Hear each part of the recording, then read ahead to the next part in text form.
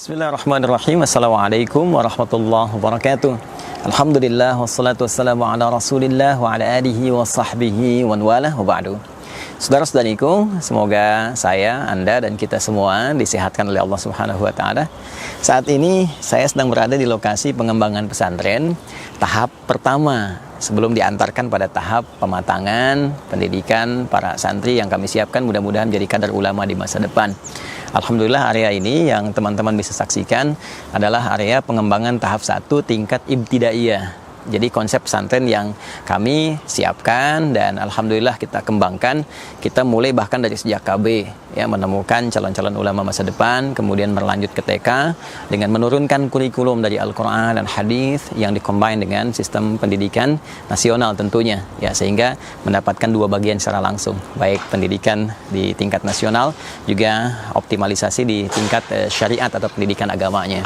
Dan ini adalah ruang atau lahan yang teman-teman bisa saksikan untuk pengembangan tingkat ibtidaiyah. Jadi di ibtidaiyah ini nanti kita siapkan dasar-dasar keagamaan khususnya Al-Quran sampai 30 juz. Kemudian insya Allah di wisuda di Mekah dan di Al-Madinah, Al-Munawwarah, yang akan dilanjutkan nanti tahap SMP atau Thanawiyah kalau di kita, kemudian Aliyah SMA-nya. Satu tempat yang lain yang nanti kita akan ke sana untuk saya sampaikan juga sebagai pertanggungjawaban bagaimana teman-teman berwakaf di lahan dan pengembangan untuk pembangunan. Untuk yang ini alhamdulillah kita sudah ada murid sampai di kelas tingkat 2 mau ke tingkat 3, jadi kita siapkan. Ini kita sedang buatkan kurang lebih 3 lantai ya untuk mengakomodasi proses pembelajaran calon-calon ulama kita, dan nanti insya Allah saya juga tunjukkan kepada teman-teman desainnya yang bisa Anda lihat ya berikut ini ditampilkan. Nah, ini lahannya teman-teman sekalian. Jadi alhamdulillah saat ini sudah dipasang untuk fondasinya ya, fondasi dasar tentunya. Ini sebelum pengurugan ada borpel terlebih dahulu, beberapa di teman-teman bisa lihat sudah dilubangi dan kita sudah dapatkan juga sumber air yang cukup jernih. Nanti kita bisa lihat. Dan ini yang sudah kami siapkan sampai dengan saat ini.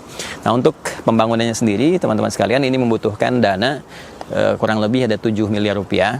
Ya, mudah-mudahan dalam pengembangannya ada yang Allah titipkan kepada saya ataupun teman-teman semua untuk mewujudkan ini semua ya, dalam setahun ini kita harapkan bisa selesai. Jadi saya mengajak teman-teman sekalian untuk berinvestasi, berwakaf sehingga menjadi bagian dari gedung yang bisa menyiapkan kadar-kadar ulama ke depan dan tentunya spesifik menjadi ahli Al-Quran.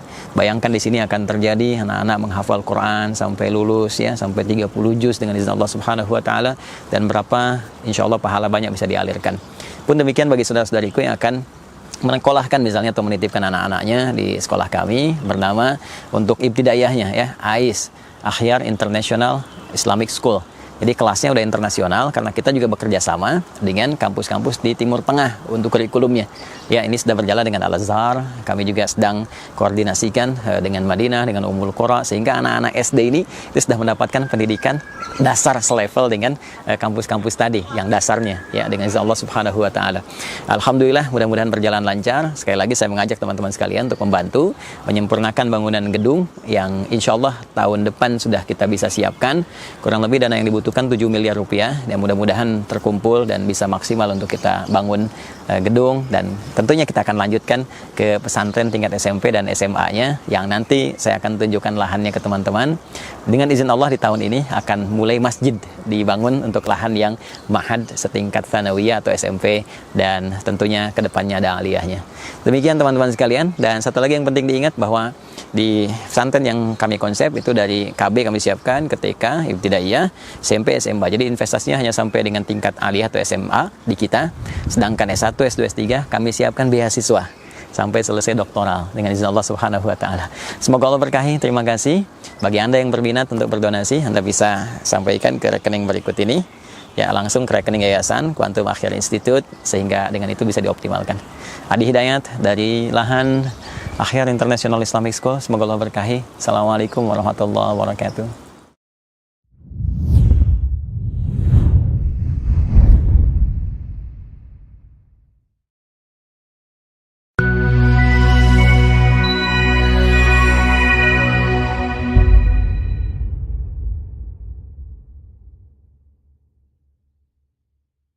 Bismillahirrahmanirrahim. Assalamualaikum warahmatullahi wabarakatuh.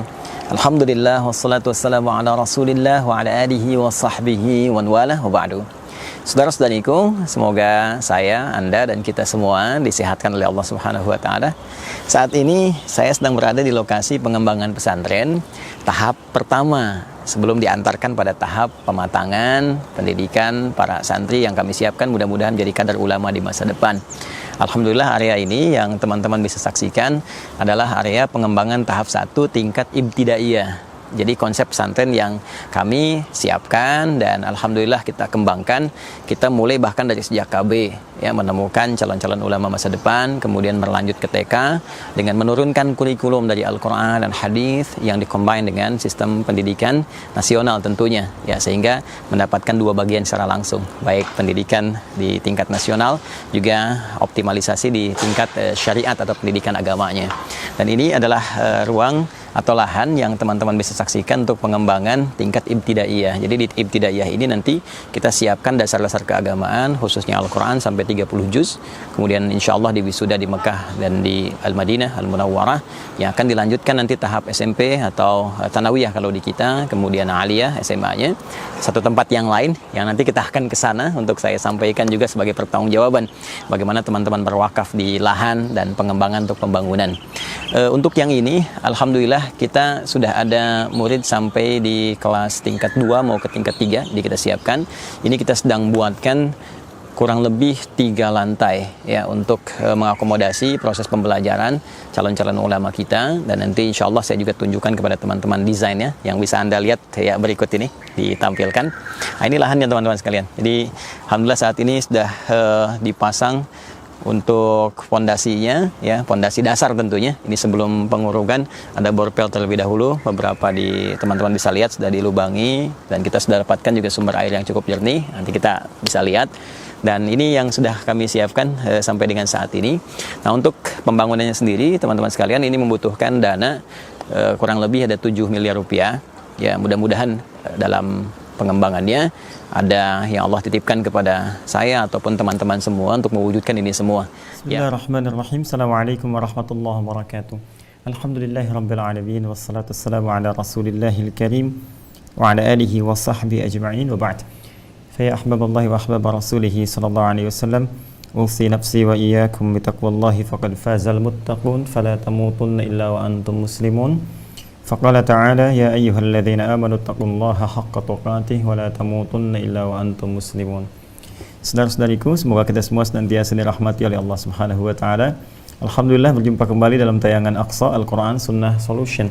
Malam hari ini masih dalam kajian spesial kita, meneruskan kajian serial tentang genealogi Yahudi atau sejarah tentang perkembangan Yahudi dari asal keturunan sampai dengan kondisi terkini. Ini triggernya jadi dari peristiwa-peristiwa yang berlalu tentang bagaimana kondisi di Palestina mengalami agresi dan sebagainya. Banyak pertanyaan seputar genealogi Yahudi seperti apa dan kita telah bahas dalam 2 serial ke belakang, dan sekarang kita akan coba lanjutkan. Sebelumnya kita biasakan untuk bermohon pada Allah Subhanahu wa Ta'ala semoga senantiasa saudara-saudari kita yang belum beriman sampai dengan malam Jumat ini diberikan kekuatan oleh Allah Subhanahu wa Ta'ala untuk mau beriman kepada Allah, bersyahadat sebelum wafat kembali kepada Allah Subhanahu wa Ta'ala. Semoga para pelaku maksiat juga menguatkan jiwanya, dirinya untuk mampu bertobat pada Allah Subhanahu wa Ta'ala sebelum wafat kembali pada Allah Subhanahu wa Ta'ala. Dan semoga kita senantiasa dibimbing untuk berbuat baik, menyiapkan bekal-bekal terbaik sebelum kembali kepada Allah. Semoga diwafatkan dalam keadaan husnul khatimah dan disertakan beserta orang-orang saleh dalam pandangan Allah Subhanahu wa Ta'ala. Alhamdulillah teman-teman sekalian, kita sedikit mulai agak cepat. Saya pun sebetulnya baru tiba ini, baru kembali. Pagi tadi kita berangkat ke Banten, ke daerah Labuan. Ya, di Cimuncang saya sempat lihat berita ada nenek Minah ini ya, yang tinggal di satu gubuk yang tidak layak gitu. Kemudian di dalam rumahnya itu senantiasa bocor ke toilet kemana-mana sehingga beliau tidur itu di dipan, ya dipan rumahnya ini. Ya, orang sana bilangnya amben itu kan. Ini kurang lebih selama 10 tahun dari pengakuannya seperti ini. Jadi setelah dapat informasi, kemarin saya mintakan 1 Juni untuk dicari dan sudah ditemukan. Tadi kita berangkat pagi dan alhamdulillah semoga Allah berikan solusi-solusi kebaikan. Kita telah coba usahakan bantu semaksimal mungkin untuk membeli lahannya, kemudian juga kita coba renovasikan. Insya Allah kita kabarkan kepada teman-teman, mudah-mudahan esok hari bisa diberitakan secara lengkap. Karena itu setelah tiba kita coba ambil rehat senak, kemudian kita mulai lebih cepat sehingga kita bisa ada pengayaan di materi yang akan kita ulas bersama. Baik teman-teman sekalian, kita telah uraikan di pertemuan yang lalu tentang genealogi atau sejarah bagaimana turunan genetika kaum Yahudi. Ini menjadi penting untuk diulas karena nanti akan terkait berkelindan ya dengan situasi-situasi global yang terjadi pada saat ini ya dalam berbagai aspek. Ya baik itu aspek spiritual gitu kan. Nanti juga aspek ke politik. Ya kalau kita global berarti geopolitik gitu kan. Aspek ekonomi, geoekonomi, cara pandang kehidupan, gitu kan, mindsetnya seperti apa, worldview-nya bagaimana gitu kan. Dari sini ini tidak akan terlepas dari faktor-faktor masa lalu. Ya, karena itu di bahasa Arab fi'il madhi, itu fi'il madhi kata kerja menunjukkan masa lampau, itu umumnya secara dasar ya kaidahnya itu menggunakan fathah. Ya, misalnya kata ba menulis itu kan a ujungnya. Kemudian masaha menghapus a, gitu kan. Kemudian apalagi misalnya qara'a a, gitu kan, selalu fathah pada asalnya demikian infinitifnya. Fathah itu sesuatu yang terbuka. Ya, seakan-akan masa lalu itu, pelajaran-pelajaran di masa lalu itu membuka informasi-informasi kepada kita bagaimana mengambil langkah pijakan untuk belajar ya dari kehidupan-kehidupan karakteristik di masa lalu. Ada orang-orang buruk seperti ini kemudian muaranya, orang-orang baik seperti ini akhirnya, langkah-langkah kebaikan itu seperti ini kurikulumnya, langkah-langkah keburukan yang diprovokasi oleh setan tuh begini ya ciri-cirinya, karakternya dan muaranya seperti ini, sehingga memberikan kepada kita sebuah pijakan bagaimana melangkah di masa kini dan memetakkan kehidupan itu di masa depan, agenda-agenda kita ya. Karena itulah kemudian penting ini kita uraikan dan kita telah bahas ya di pertemuan yang lalu pada sejarah yang kedua kita dekatkan pada Nabi Ibrahim alaihissalam, yang nasab-nasab yang lainnya sudah kita uraikan. Kemudian kita juga sampaikan ya beliau ini lahir tahun 1996 before Christ ya, sebelum Masehi. Ya, sebenarnya saya tunggu juga koreksi dari teman-teman kemarin ya, tapi saya lihat ada 1-2 yang menyampaikan ini. Saya sebutkan kemarin before century itu kan. Saya tunggu sebetulnya, jadi begitu ada masuk ke titik itu, kita ingin simpulkan bahwa Anda bisa bayangkan orang salah membaca saja dari satu hal, yaitu dampaknya bisa menjadi satu pandangan, ragam pandangan. Ya boleh jadi nanti ada perbedaan-perbedaan pendapat mungkin tajam kalau latar belakangnya berbeda-beda. Nah jadi kalau dalam manusia saja yang biasa membaca bisa keliru, seperti itu cara pandangnya, bagaimana dengan referensi-referensi yang bahkan disakralkan dan itu mengandung unsur misalnya dugaan kekeliruan dan sesuatu yang sangat fatal gitu kan. Maka dari itulah kemudian Al-Quran memberikan sebuah timbangan kepada kita untuk bisa mengecek segala hal sesuai dengan dasar pengetahuan yang kuat. Di Quran surah ke-17 ayat 36, wala taqfu ma laysa laka bihi ilm innas sam'a wal basara wal fuada kullu ulaika kana anhu mas'ula. Jangan ikuti segala hal yang tidak ada dasar pengetahuannya ya, karena setiap unsur informasi itu sumbernya akan ditanya. Baik lewat kemudian penglihatan, kita melihat kan mendatangkan informasi ya, mendengar itu kan kita mendatangkan informasi dari data yang kita peroleh ya, diolah jadi informasi di pengetahuan. Dan kemudian juga akal kita ya, itu kita diminta oleh Allah menggunakan semua fungsi itu untuk menjadi pijakan dalam bersikap ya, dalam berkehidupan. Karena itulah kemudian teman-teman sekalian yang menjadi penting, bahkan dalam Islam bertauhid saja harus pakai ilmu ya, fa'lam annahu la ilaha illallah, maka kamu mesti punya ilmu, ketahuilah mesti punya ilmu, mesti belajar untuk memantapkan pada jiwamu kenapa engkau menetapkan Allah sebagai Tuhan yang layak engkau sembah, engkau pertuhankan. Di dasar pengetahuan ini yang menjadikan Al-Quran ya sebagai pijakan utama kita, yang kemudian memberikan arahan kepada kita semua untuk bersikap ya spiritual yang tinggi, tapi juga punya nilai rasional yang kuat. Ya, jadi orang Islam itu pasti rasional karena dasarnya pengetahuan, dan rasionalitas itu dibimbing oleh wahyu, dibimbing oleh kolbu. Ya, karena wahyu itu diterimanya oleh iman itu di kolbu. Sehingga rasionalitas itu ketika dibimbing oleh kolbu, arahnya sampai ke tujuan dengan cara yang benar. Kadang-kadang kalau rasionalitas saja dibimbing oleh pengetahuan, ya banyak orang pintar, tapi ketika imannya tidak berjalan, amal soleh nggak muncul. Karena amal soleh itu dorongannya dari iman. Ya, jadi begitu dia mengandalkan pengetahuannya saja, imannya tidak ada, ini yang menjadikan orang pintar bisa korupsi, orang pintar bisa menipu, kan? Orang pintar bisa berbuat macam-macam yang kira-kira menyalahi norma-norma kehidupan. Ini kembali lagi dari Nabi Ibrahim alaihissalam ya, sudah kita sampaikan lahir tahun 1996 before Christ, sebelum dilahirkannya, sebelum Masehi lah ya, lebih gampang seperti itu. Kemudian beliau menikah ya dengan Sayyidah Sarah, ada 4 istri seperti saya sampaikan. Yang Anda yang baru bergabung sekarang lihat lagi ya di pertemuan yang lalu ya. Dan dengan Sayyidah Sarah, Sayyidah Hajar alaihissalam kan. Kemudian Kantarah binti Yaqtan, satu lagi Al-Hajun binti Al-Amin ya, Hajun binti Al-Amin. Saya fokuskan kepada Sayyidah Sarah karena di sini nanti genealoginya akan terbawa sampai dengan sekarang. Sayyidah Sarah binti Amil Khalil menikah dengan Sayyidina Ibrahim alaihissalam, kemudian melahirkan Nabi Ishaq ya, Nabi Ishaq alaihissalam.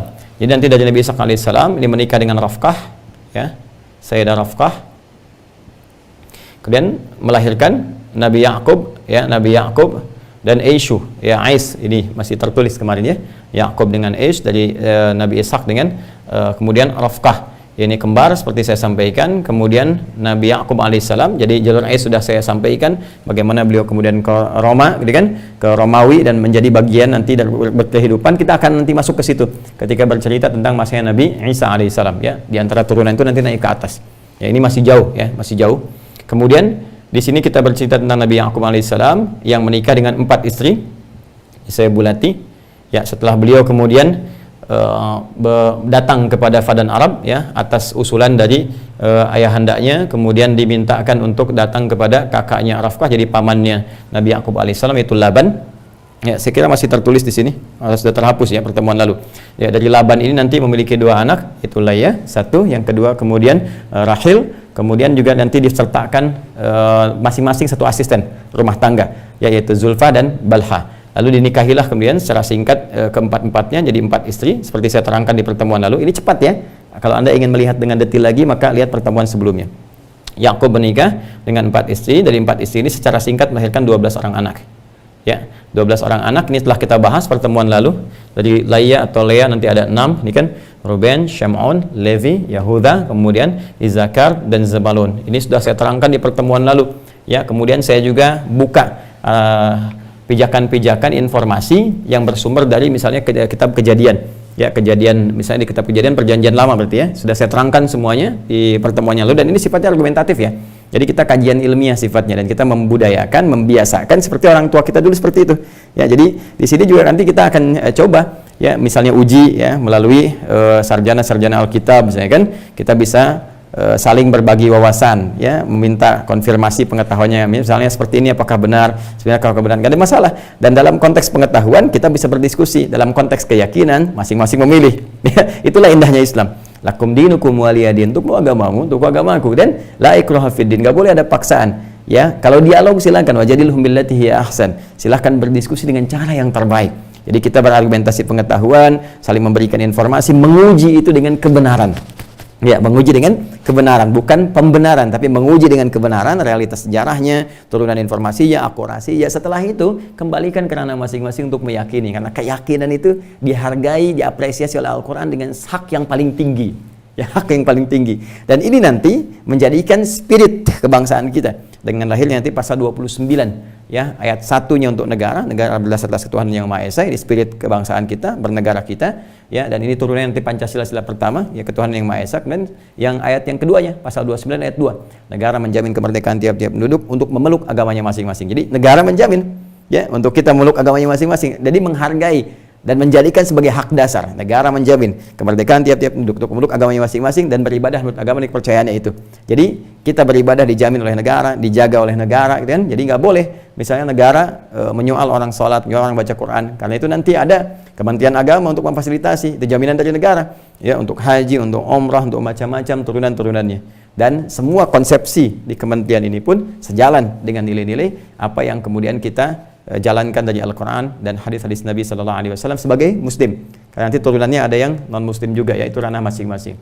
Jadi ini saya ingin sampaikan dasarnya pengetahuan. Saya sudah ceritakan ini ya, siapa itu Ruben, kontroversinya bagaimana dia kemudian dikisahkan dalam satu narasi kitab suci, dia menggauli bahkan ibu mahramnya, yaitu Balha, yang kemudian kena salah satu kita bisa katakan ya, bukan hanya kecaman, tapi juga bisa katakan pengalihan ya, pengalihan hak kesulungan dia, hak kepemimpinan dia ya, yang disampaikan oleh Nabi Yakub alaihissalam seperti kita bahas di pertemuan yang lalu. Dan ini yang kemudian diluruskan oleh Al-Quran, dibandingkan narasi sejarah ini ditampilkan dengan narasi yang terbaik.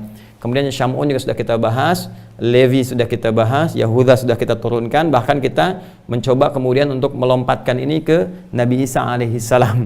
Dan ini kita sampaikan dalam narasi Perjanjian Lama. Nanti saya akan ulang kembali ya, bahkan di Perjanjian Baru nanti yang seperti saya sampaikan di Matius juga, di Lukas juga sudah saya terangkan. Nanti kita akan turunkan kembali ketika masuk ke situ ya, ketika masuk ke situ.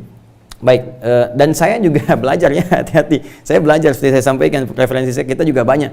Ya, kita juga belajar, kita belajar misalnya kristologi, kita juga belajar di membaca yang Talmud dulu ya. Nanti kita akan tunjukkan ya bagaimana karakteristik ketika sampai kepada masanya nanti ya, kepada masanya. Baik, turunkan dulu teman-teman sekalian. Izzakar sudah kita bahas, Zabalon juga sudah beserta anak-anaknya. Kemudian dari Rahil ada 2 anak, kemudian Yusuf ya alaihissalam, Bunyamin adiknya ya, Yusuf dengan Bunyamin. Kemudian juga dari Zulfa sudah kita bahas, ada Gad atau Jad gitu kan, dan Asyur sudah kita turunkan. Jadi kalau ini 6 tambah 2 8 tambah 2 10. Kemudian dari Balha juga ada 2, yaitu Dan dan Naftali. Dan Naftali. Jadi 10 tambah 2 12 ya.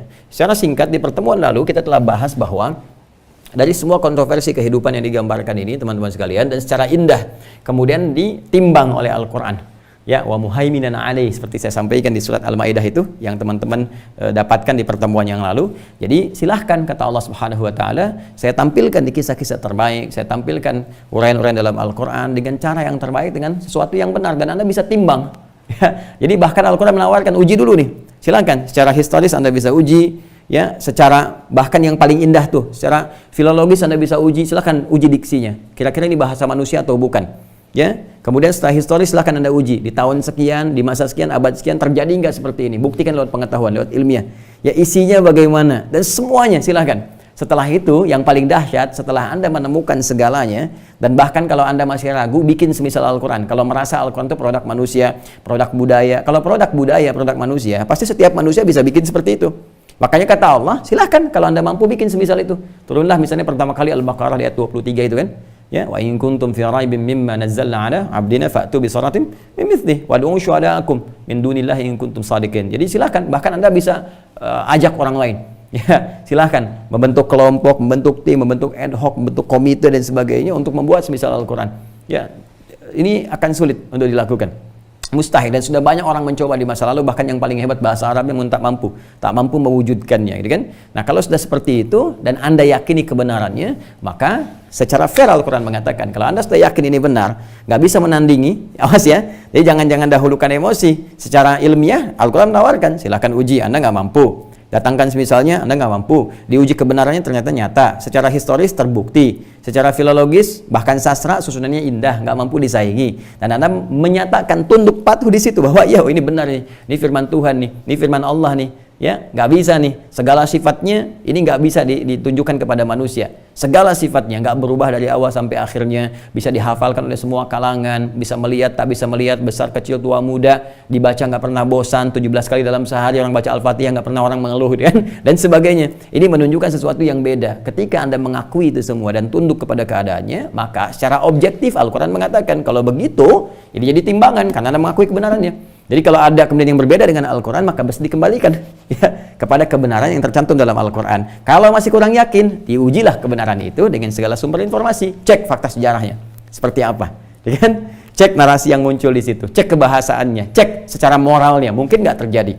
Ya, makanya ketika Ruben kemudian disampaikan, diinfokan menggauli ibunya, padahal ibu mahram ini istrinya Yakub, mungkin nggak? Ini kan Ruben tuh tahu bapaknya Nabi, dan dia punya istri, beliau punya istri alaihissalam, Yakub punya istri, Balha, mungkin nggak ya anak seorang Nabi berzina menggauli ibunya sendiri? Dan kemudian sampai beritanya kepada Yakub, sampai ini dikutuk gitu kan? Ya, ini dikecam, dikutuk, diambil hak kepemimpinannya, diambil hak kesulungannya dan seterusnya. Ya, mungkin nggak kita bisa katakan seorang bapak Yahuda gitu kan, itu bisa berzina dengan menantunya sendiri Tamar, dan dari sini melahirkan keturunan nanti bisa menjadi nabi gitu kan? Ya, yang nanti bahkan sebagian mempertuhankan di sebagian umat manusia. Nanti kita akan sampai ke situ. Nah, narasi itu yang kemudian oleh Al-Quran dikoreksi, ya, ditampilkan fakta sejarahnya, ditampilkan turunan yang baiknya, dan disampaikan kebiasaan-kebiasaan baik. Walaupun ada kontroversi dalam kehidupan ini, tapi ini tidak jauh dari nilai-nilai pergaulan antara saudara satu dengan yang lainnya. Maka muncullah kisah di surat Yusuf itu, ya, surah ke-12 dalam urutan mushaf Al-Quran, 111 ayat. Bahkan Allah membuka di ayat ketiganya, nahnu naqussu 'alaika ahsanal qasasi. Ya, kami akan kisahkan kepadamu Muhammad sallallahu alaihi wasallam kisah yang terbaik. Ya, ahsan itu kan tingkat tertinggi. Jadi ada hasuna yahsunu husnan, hasana yuhassinu tahsinan, ahsana yuhsinu ihsan. Ahsana yuhsin itu yang paling tinggi sifatnya. Jadi kisah yang terbaik ini bisa alurnya paling bagus, ya, kemudian paling sopan, paling jelas, Ya paling benar secara historis. Maka ditampilkanlah di surat Yusuf seperti saya bahas di pertemuan yang lalu bagaimana keadaan hubungan antar saudara ini yang ada perbedaan pendapat, kemudian juga ada persoalan-persoalan kesaudaraan, ada yang menjahili, ada yang berniat untuk menyakiti, membunuh dan sebagainya, yang itu kemudian menjadi desain pertemuan mereka mencapai kebahagiaan di akhir masanya.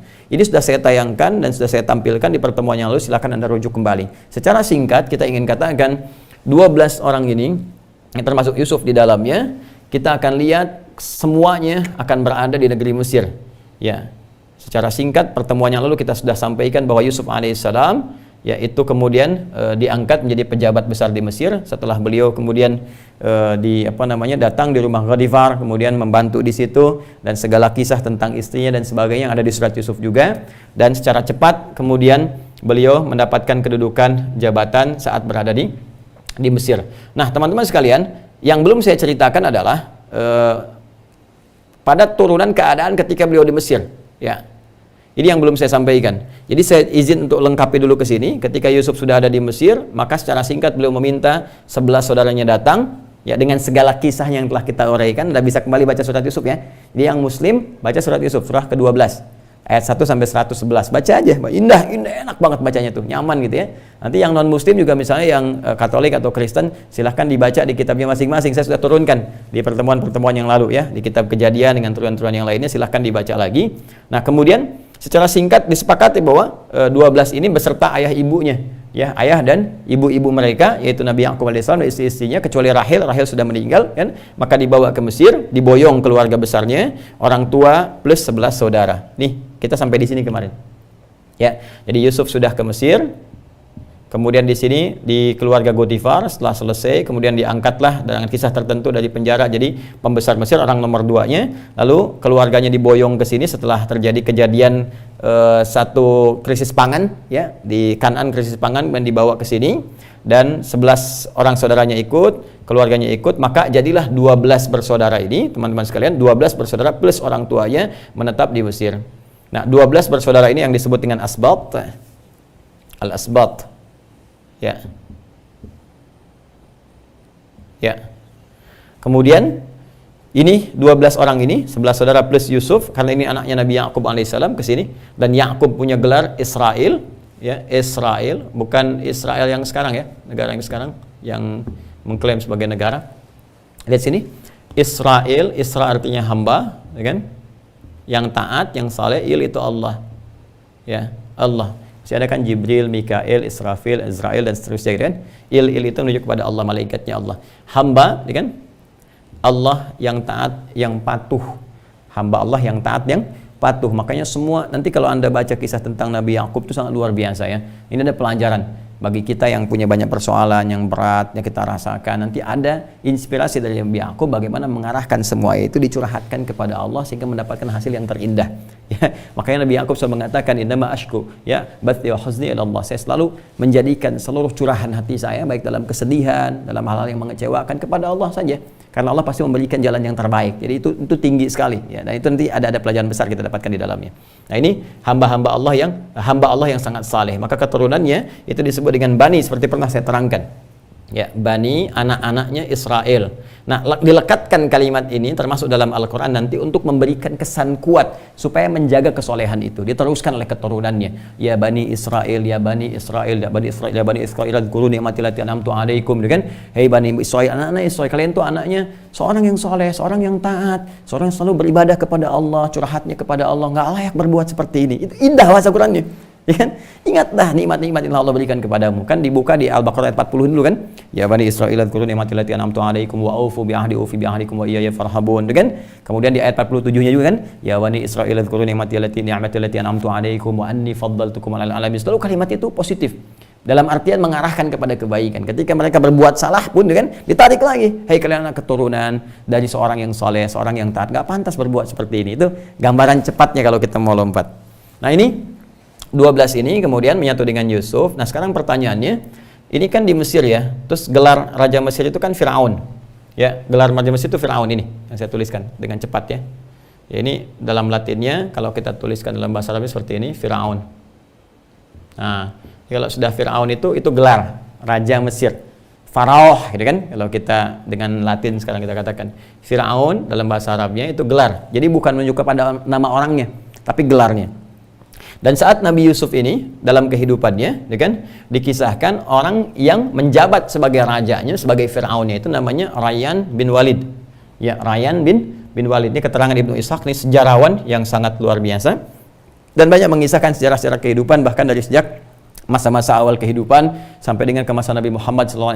Itu tarikh Ibnu Ishaq itu sangat terkenal, ya, uraian sejarah yang ditulis dikaryakan oleh Ibnu Ishaq. Nanti ada syarahnya juga, ya, syarahnya nanti penjelasannya. Teman-teman sekalian, disebutkan bahwa Firaun, ya, pejabat raja Mesir yang berkuasa pada masa itu di zamannya Nabi Yusuf alaihissalam, itu namanya siapa? Rayyan bin Walid menurut keterangan Ibnu Ishaq. Bahkan nanti ketika Nabi Yusuf meninggal di periode ini pun, teman-teman sekalian, nanti lama setelah itu ini pun meninggal juga di masa yang sama.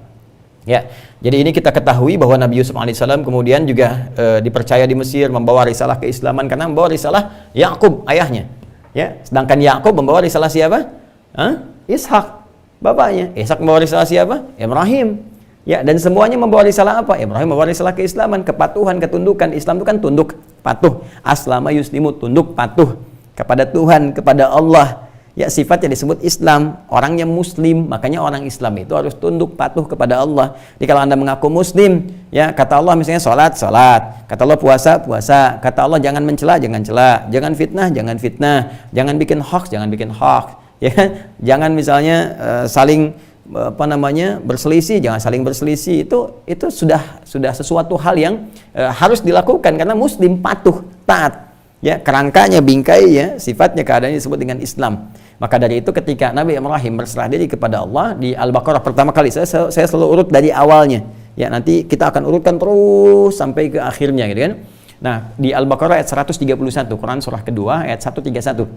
Paling kiri dari atas sedikit saja ke bawah, ya, idz qala lahu rabbuhu aslim qala aslamtu lirabbil alamin. Ketika Rabbnya Allah Subhanahu wa taala mengatakan kepada Ibrahim alaihissalam, aslim, tunduk patuh kepada Rabbmu. Maka beliau mengatakan aslamtu lirabbil alamin. Ya, saya Islam, saya tunduk, saya patuh kepada Allah penguasa seluruh alam. Nanti ini bisa diuji ya. Kita akan lihat ya keterangan di kitab lain seperti apa, di Al-Qur'an bagaimana, nanti dikomparasikan. Dan dari komparasi diuji pembuktiannya dengan sejarah, ya, dengan pengetahuan kita, dengan keaslian bagaimana dari segi filologisnya, ya, turunan alurnya dan sebagainya di masa itu seperti apa, kita bisa ujikan. Ya, jadi teman-teman sekalian, ketika itulah Nabi Ibrahim alaihissalam mewasiatkan kepada keluarganya, ya, di ayat 132-nya, wassa biha Ibrahimu banihi wa Yaqub.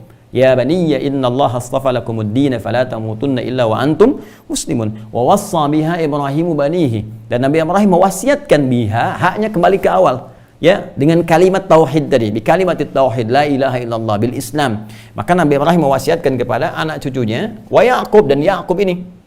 Ya, kenapa menggunakan kata bani bentuk jamak? Pernah saya terangkan kan di awal itu, karena beliau memiliki anak kan bukan dari Sayyidah Sarah saja, dari Sayyidah Sarah ada Ishak, dan dari Sayyidah Hajar kemudian ada siapa? Ismail alaihissalam, kan? Dari Sayyidah Kantorah kan ada 6 anak lagi, kan? Ada Madian dan turunannya. Kemudian dari Sayyidah Hajun binti Al-Amin ada 5 anak lagi. Maka mewasiatkan kepada semua anak-anaknya ini, ya, dan Yakub disebutkan karena kenapa? Nanti dari Yakub ini, dari Ishak dan Yakub akan menurunkan banyak lagi ke bawah. Ya, dan ini sekaligus pembuka nubuat, berita besar yang digambarkan pada keturunan beliau dari sisi Nabi Ishak yang alaihissalam ke bawah.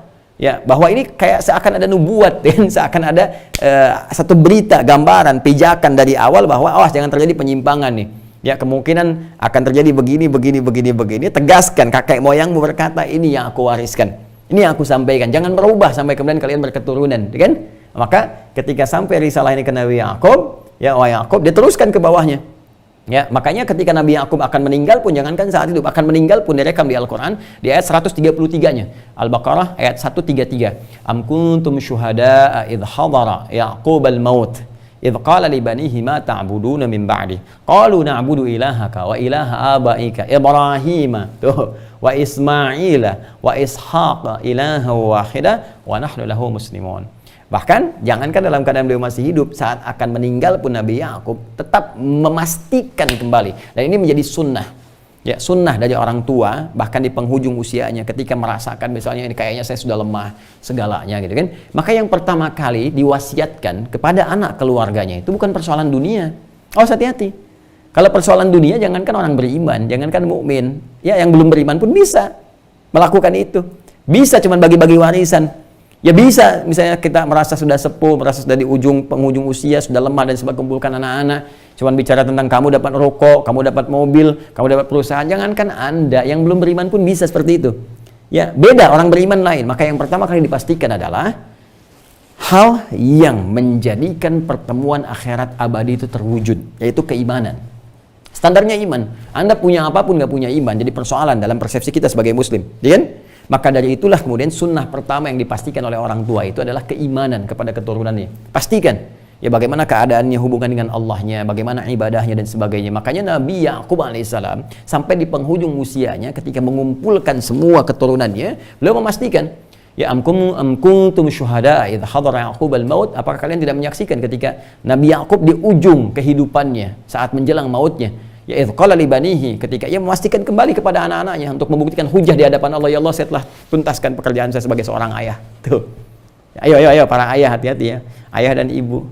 Coba, kita kan diamanahi itu yang sudah ada keturunan, anak-anak, cucu dan sebagainya. Itu kan tugas. Kenapa dititipkan pada Anda, pada saya, pada kita, bukan pada yang lain? Ya karena ada amanah. Maka di penghujung usia kita itu tandanya amanah kita kan berakhir di situ dalam konteks kehidupan dunia. Ya kan? Maka dipastikan berhasil enggak. Jadi itu nanti akan jadi syahid, hujjah kita di hadapan Allah. Ya Allah, saya sudah diberikan kesempatan mendidik anak-anak yang kau titipkan kepada saya, sampai di ujung kematian saya selesai ya Allah. Seperti Nabi Ya'qub mengatakan. Apa jawab mereka? Qalu na'budu ilahaka wa ilaha abaika Ibrahim.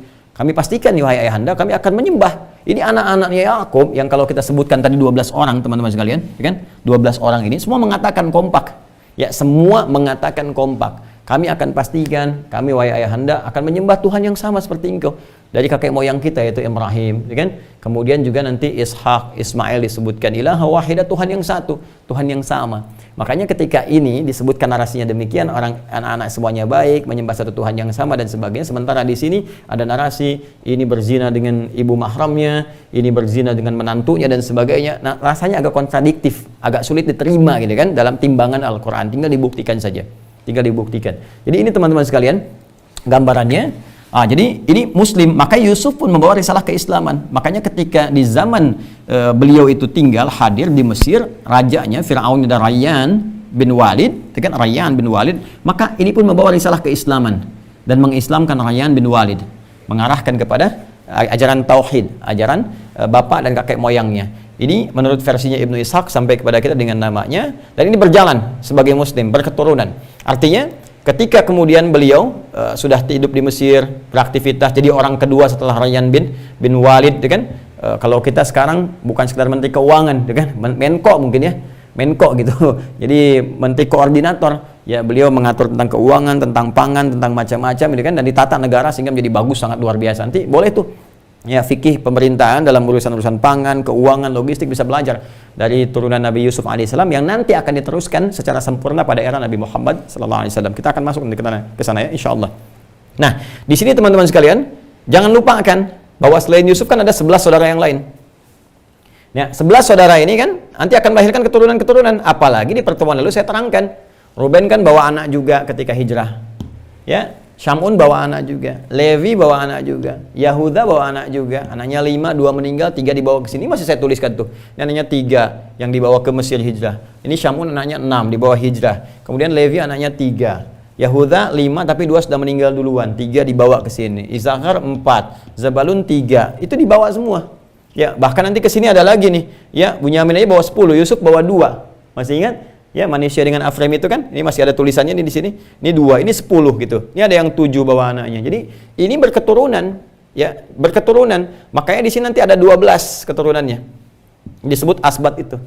Jadi ada 12 ini teman-teman sekalian, nanti menjadi suku, menjadi kelompok. Ya, 12, 1, 2 terus sampai 12. Ya, 1, 2 terus sampai ke 12. Nanti masing-masing ini ya nanti akan ada di antara 12 ini mengacu pada keturunan ke atasnya yang punya tugas masing-masing. Saya nanti ada tugas di kesulungan yang dalam versi kejadian lama, nanti dari sini akan diturunkan karena ini bermasalah Ruben, maka diberikan nanti kepada Yahuda setelah itu. Levi menjadi imamat, makanya nanti ada Levitikus di perjanjian lama ya, di kitab yang ketiga ya, di kejadian kan Genesis, kemudian Exodus ya, keluaran atau hijrah, kemudian Levitikus ya baru yang keempatnya numbers atau bilangan gitu ya. Saya menghafal. Saya menghafal ya. Nah, jadi nanti kita disebutnya kitab imamat karena nanti turunan dari sini menjadi imamat dan nanti ada turunan seorang nabi yang akan kita ceritakan ya kemudian. Nah, teman-teman sekalian, secara singkat ini nanti ada 12. Makanya 12 ini terus akan terbawa berketurunan terus. Ya, sampai nanti kisahnya sampai ke masa Nabi Musa dan sebagainya. Masih ingat kan ketika di Al-Baqarah ayat ke-60 ya, ketika Nabi Musa dimintakan oleh kaumnya untuk meminta sumber air, mata air, ya kan? Ya, dalam konteks itu pun itu harus memenuhi 12 suku ini dan nggak bisa satu-satu gitu. Makanya bahasa Qur'annya wa idzistasqa Musa liqaumihi faqulna idrib bi'asakal hajar fanfajarat ya fanfajarat minhu 12 'aina. Faqulna idrib bi'asakal hajar fanfajarat minhu 12 'aina. Baik, dan ingatlah, pelajarilah, silahkan cek dalam sejarah ketika Nabi Musa dimintakan oleh kaumnya. Siapa kaum Nabi Musa? Kita akan lihat nanti turunan ini 12 nanti. Ya, mintakan dong kepada Rabbmu supaya kita punya sumber air. Ya, maka difirmankan oleh Allah kepada Nabi Musa, pukulkan tongkatmu yang kayu itu ke batu. Faqulna idrib bi'asakal hajar fanfajarat minhu 12 'ain, maka keluarlah 12 mata air. Jadi saking adilnya Allah, itu selalu memberikan satu hal yang adil sifatnya, kebagian semua 12 ini. Ya, jadi rata itu nggak selalu adil gitu kan, tapi adil itu akan selalu merata sesuai dengan porsinya masing-masing. Maka ini 12 ini selalu terbawa berketurunan. Ya, kurang lebih teman-teman sekalian di masa Nabi Yusuf alaihissalam, Rayyan bin Walid ini meninggal dunia ya dalam periode kehidupan. Setiap orang pasti akan kembali kepada Allah Subhanahu wa taala. Ini masih muslim sampai dengan kemudian 400 tahun kurang lebih. 400 tahun. Jadi kurang lebih ya ada 3 sampai 4 generasi karena dulu kan usianya masih panjang-panjang gitu kan. Ya, bahkan di Nabi Nuh kan luar biasa dakwahnya 950 tahun. Turun ke bawah masih ratusan nanti di umatnya Nabi Muhammad SAW sampai nanti ke menjelang akhir kehidupan semakin mengecil, semakin pendek. Ya, nanti setelah meninggal kiamat terjadi, balik kepada Allah, dikembalikan pada keadaan semula termasuk tinggi dan sebagainya. Nanti hadisnya ada. Ya, kita akan lihat kemudian waktu insyaallah. Nah, 400 tahun ini kan bukan masa yang sedikit. Ya, perjalanannya walaupun usia panjang tapi tetap kan mengalami hari demi hari. Satu hari kan tetap 24 jam dari dulu sampai dengan sekarang, ya kan? Ya, satu hari nanti menyusun lagi 1 pekan, 7 harinya. Dari pekan jadi 4 pekan jadi 1 bulan, demikian seterusnya.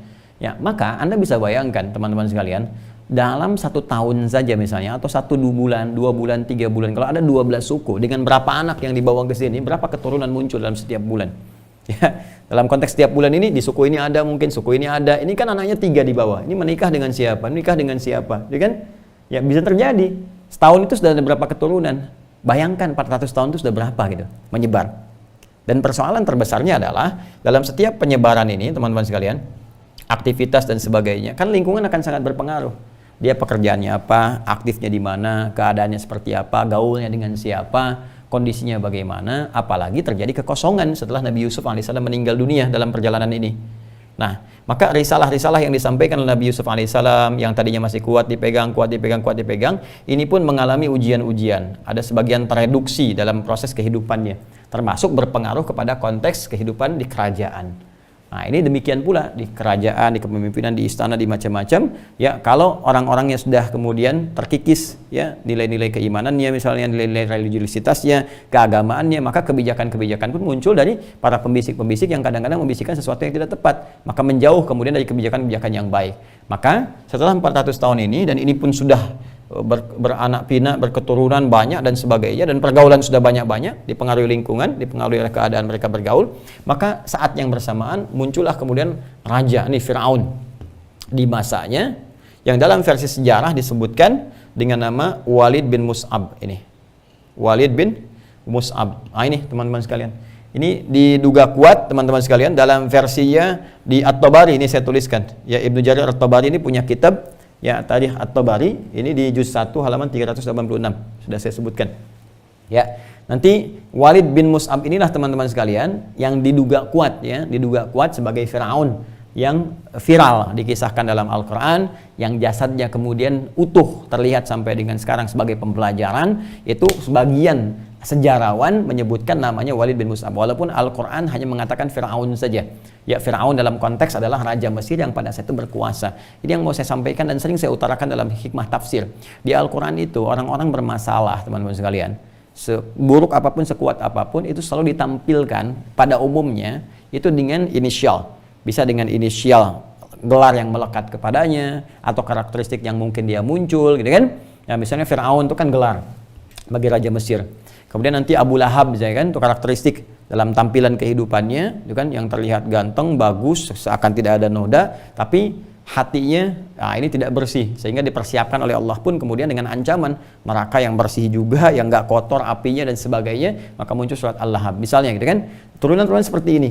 Jadi seakan memberikan kesan kepada kita, kalaupun ada hal-hal yang tidak tepat dalam kehidupan, yang kita perbaiki perilakunya, bukan menyoal orangnya, ya, bukan menyoal orangnya, tapi perilakunya. Ada perilaku yang tidak tepat, ini yang diperbaiki, ya kan? Dan jangan pernah kemudian kita dalam arti kita fokus kepada orang, mencela orang sebagai. Boleh jadi orang lain dengan nama yang sama tidak seperti itu. Ya, misalnya ada seorang bernama misalnya Hidayat, ya kan? Nah, Hidayat yang satu punya persoalan, Hidayat yang lain kan belum tentu seperti itu. Adi yang satu begini, yang lain belum tentu begitu, kan? Maka yang fokus bagi orang Islam itu dalam narasi Al-Qur'an, petunjuk Al-Qur'an selalu jika ada perbuatan yang menyimpang, perbuatan diperbaiki. Bukan fokus kepada orangnya, maka kita pun orientasinya ketika ada yang salah, perbuatannya ini harus diperbaiki, ini yang salah, apalagi jika perbuatan itu berdampak buruk secara sosial, ya secara luas, maka di sini pun kemudian harus kuat kita ingatkan, harus dibetulkan, bahkan ada turunan hukum-hukum yang tegas, supaya kejadian-kejadian demikian tidak merambat dan meluas, serta menghasilkan sisi negatif dalam konteks kehidupan yang lebih luas. Maka di sini teman-teman sekalian, Walid bin Mus'ab ini yang menikah dengan Asiyah, ya, binti Muzahim. Nah ini Asiyah binti Muzahim. Asiyah binti Muzahim itu awalnya istrinya Qabus bin Mus'ab. Ini Qabus bin Mus'ab. Jadi saudaranya Walid. Ya, Asiyah binti Muzahim, saudaranya Qabus bin Mus'ab. Qabus bin Mus'ab meninggal, kemudian Asiyah binti Muzahim ini nikah dengan Walid bin Mus'ab. Walaupun ada juga sebagian informasi dalam kitab sejarah menyebutkan bahwa ini harapan dari keturunan-keturunan yang 12 tadi menghadirkan Asiyah, ya seorang yang lembut, seorang yang baik gitu kan, yang mungkin bisa menurunkan tensi ini nih, karakteristik Walid bin Mus'ab yang keras. Ya. Kemudian juga lebih dekat kepada kejam gitu. Jadi setelah 400 tahun ini banyak perubahan terjadi, lingkungan dan sebagainya, pergaulan-pergaulan yang menjadikan kemudian raja-raja setelah ini karakternya berbeda dengan sebelumnya. Ya, ini sudah banyak sekali terjadi dalam kehidupan. Ya, kadang-kadang juga bahkan di dalam sejarah keislaman pun kita akan temukan bagaimana berganti ketika Quran ditinggalkan, gitu kan, pedoman-pedoman manhaj dan nabawi ditinggalkan, terus dunia diikuti, pergaulan jadi lebih bebas lagi dan sebagainya. Maka lahirlah kemudian pemimpin-pemimpin atau orang-orang yang punya kebijakan-kebijakan yang jauh dari nilai-nilai kebaikan. Mungkin terjadi seperti itu. Dan dulu juga demikian, ketika manhaj Nabi Yusuf alaihissalam ditinggalkan, gitu kan, banyak pergaulan mulai muncul, keduniaan mulai jadi fokus dan sebagainya, salah pergaulan jadi membentuk karakter. Ini Walid inilah yang disebut adalah raja Fir'aun, raja Mesir pada saat itu, di zaman itu setelah 400 tahun, yang punya karakteristik yang sangat keras, yang menjurus kepada kejam gitu kan. Bahkan menahbiskan diri sebagai Tuhan. Nah, ini direkam dalam Al-Qur'an. Viral di surah An-Nazi'at itu kan. Faqala ana rabbukumul a'la, maka akulah Tuhan kalian yang paling agung. Ngaku Tuhan tuh. Ya, Fir'aun. Orang sekarang kan ngaku nabi. Orang sekarang ngaku nabi. Nabi yang ya macam-macam lah gitu ya. Dari dulu sepeninggal Nabi Muhammad SAW, beliau katakan la nabiyya ba'di, enggak akan ada nabi setelah saya. Lah di situ juga memberikan isyarat bahwa akan ada orang ngaku-ngaku di kemudian hari. Tinggal Anda katakan ketika ada itu, jangan repot-repot. Udah enggak ada gitu. Itu aja cukup. Kan? Maka ini lebih dahsyat lagi. Dia mengaku sebagai apa? Sebagai Tuhan. Ana rabbukumul a'la. Ini ya, teman-teman sekalian. Nah, jadi ini kondisi ini yang menjadikan kemudian kalangan turunan dari Bani Israel tadi yang telah banyak menyebar dan sebagainya, dan karakteristiknya udah beda-beda di sini. Jadi bukan generasi awal lagi, bukan Bani Israel generasi awal.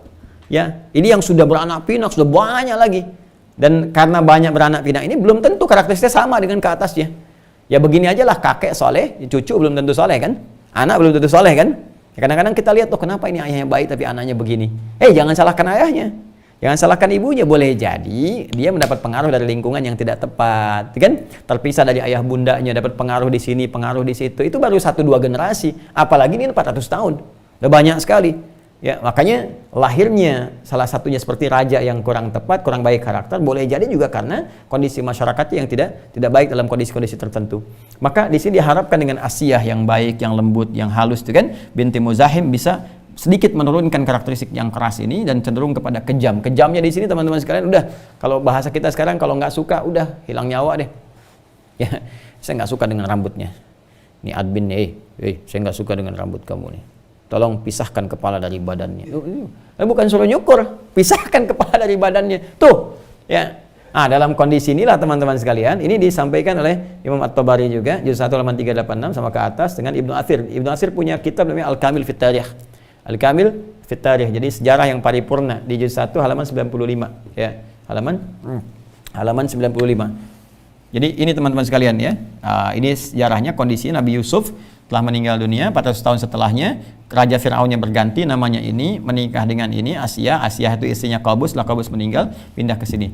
Nah, disinilah terjadi sebuah peristiwa. Ketika ini berjalan, sudah viral, kerasnya, kejamnya, ngaku Tuhan, terus pengen yang elit-elit, dan yang jadi persoalan lingkungan sekitarannya pun bermasalah. Ya, misal dia punya misalnya pembisik intelektualnya, ya namanya Haman, gitu kan?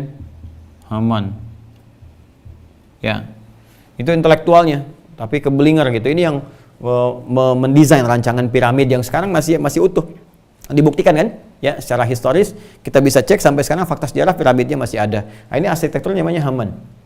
Ya, nanti kita turunkan dalil-dalil dari Al-Quran ini untuk mempercepat dulu ya. Bisa di surat Al-A'raf itu lebih jelas, gitu kan? Nanti ada lagi di surat misalnya Toha dan turunan sebagian kita bisa saksikan turunan-turunan ini. Nanti dia juga nanti punya bala pasukan, bala tentara yang sangat terstruktur tentaranya itu. Ya, sangat terstruktur. Jadi dari kekuatan intelijennya. Ya, kekuatan dari aspek militernya tuh kalau kita lihat sekarang misalnya teman-teman sekalian udah jelas lah, infanterinya sudah ada gitu kan, pasukan militer khususnya ada. Bahkan dia punya satu unit khusus untuk eksekusi, ya kurang lebih ada ya, skala kecil lah. Kalau kita sekarang cuma 2-4 orang gitu kan. Nah, itu nanti itu yang akan menjalankan misi-misi khusus, bahkan bisa dalam konteks mendampingi seseorang sampai berhasil misi itu dibawa gitu kan.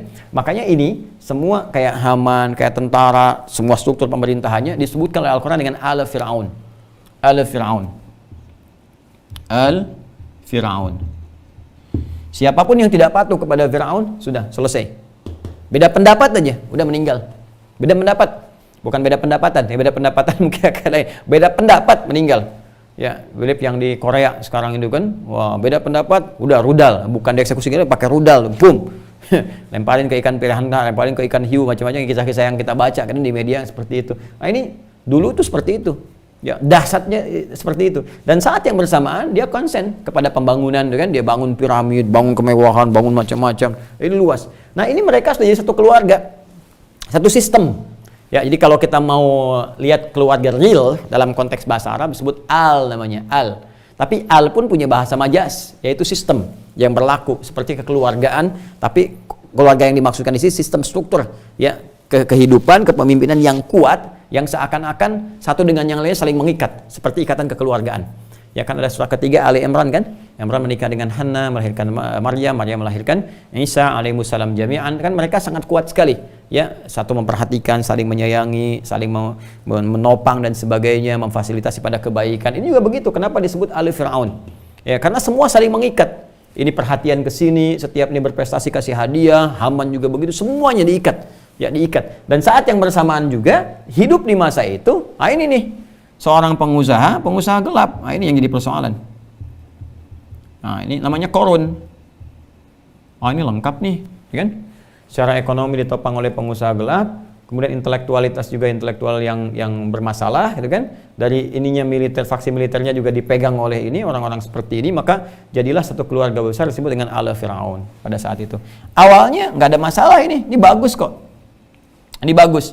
Ya, tapi ketika di masa ini jadi berubah, jadi persoalan. Ini akibat dari sistem kehidupan yang tidak terkontrol dengan baik setelah itu. Jadi disebut dengan Al Fir'aun. Nah, ini berjalan teman-teman, sekian masa terus kan, di masa-masa ini itu jaya mengaku Tuhan, ya disembah, semua dijadikan budak, termasuk keturunan Bani Israel yang tadi itu telah menyebar banyak. Ini yang dijadikan objek, ya salah satunya. Ini yang dijadikan budak untuk bangun piramid yang ini, untuk yang ngerjakan ini semua diperbudak oleh Firaun pada masa itu, yaitu yang versi sejarah disebut dengan Walid bin Mus'ab. Dalam kondisi ini teman-teman sekalian, nah ini kan pasti ada faktornya. Kalau kita teliti lagi, kenapa bisa yang disasar tuh ini gitu kan? Apakah memang ada perilaku-perilaku yang tidak menyenangkan pada masa itu? Apakah ada kecemburuan sosial di tingkat masyarakat yang tidak terkontrol sepeninggal Nabi Yusuf, sekian dasawarsa kemudian berlalu sehingga ada kecemburuan? Kalau kita sekarang konteks pribumi gitu kan, dengan konteks non pribumi misalnya kan, yang kalau kita alhamdulillah diikat dengan Bhinneka Tunggal Ika, ikatan kita kuat, sepanjang sudah WNI semua WNI ya, semua warga negara Indonesia ya. Tapi di sini itu isu-isu itu dikembangkan. Ya, ini orang-orang ini bukan asli dari sini, orang-orang ini pendatang, orang-orang ini begini, dan kakek moyangnya walaupun begini tapi sudah sebagian mereka berubah dan sebagainya. Akhirnya di sini ini ada yang diperbudak. Ya, untuk proyek-proyek mercusuar seperti bangun piramid dan sebagainya. Ini generasi ini yang dijadikan objek perbudakan oleh Walid bin Mus'ab dan diminta untuk menyembah dia. Jadi sudah kita temukan Haman intelektualnya, kemudian di sini ada pengusahanya gelapnya Qarun, ya, makanya nanti kisah Qarun akan viral. Ya, inna Qaruna kana min qaumi Musa fabagha alaihim. Jadi Qarun itu termasuk dari umatnya Musa. Musa hidup zaman Firaun, ya. Jadi Qarun di sini, kemudian ada Firaun, ada Haman, ada bala tentara, dan satu lagi penyihir. Kalangan penyihir. Jadi Harry Potter ketinggalan, dan dulu udah ada nih. Harry Potter bikinan J.K. Rowling, fantasi J.K. Rowling menghasilkan materi dunia. Orang berfantasi dapat dunia, gampang, dunia itu kecil. Belum tentu dapat akhirat. Ya. Teman-teman sekalian ini kesini ya. Jadi ada penyihirnya. Ini termasuk dukun. Di sini ada dukun, kahin. Ya. Jadi ada dukunnya, ada penyihirnya. Ini faksinya, faksi religi lah kesini kan. Faksi religinya gitu. Jadi di sini ada faksi militernya, ini intelektualnya, ini bagian ekonominya, kemudian di sini ada religinya. Masing-masing tuh mencoba untuk mendapatkan pengaruh dari Firaun yang disebutkan di Walid bin Mus'ab ini, teman-teman sekalian. Dan aktor-aktor ini nanti akan ditampilkan di Al-Quran dalam pijakan kita ya. Kita nanti bisa bandingkan dengan narasi di kitab-kitab lain ya. Kita bisa bandingkan seperti apa, nanti sekali lagi akan ditimbang oleh kebenaran sejarah seperti apa kisahnya. Nah, dalam kondisi inilah kemudian teman-teman sekalian, kalau ada yang kira-kira membawa sesuatu yang membahayakan, tentara bersikap di sini, ya kan? Militer yang dimaksudkan. Kemudian kalau ingin terkait proyek-proyek mercusuar, Haman yang desain. Kemudian kalau ada misalnya kebutuhan-kebutuhan pokok disuplainya sama Qarun sini. Ya, makanya ini bodyguardnya Qarun juga diantara perwakilannya kan disupport juga dari sini, kasih bodyguard.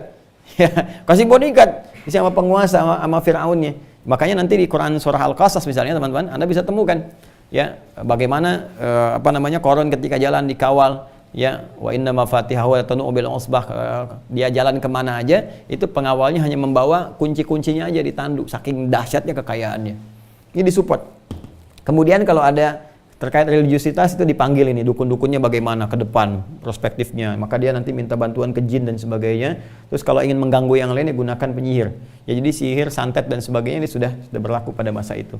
Nah, di masa inilah kemudian setelah berkembang kurang lebih 400 tahun ya, ada satu gambaran dari sini dari para dukun yang menyampaikan kepada Walid bin Mus'ab bahwa akan terlahir di masa-masa ini seorang bayi, kan?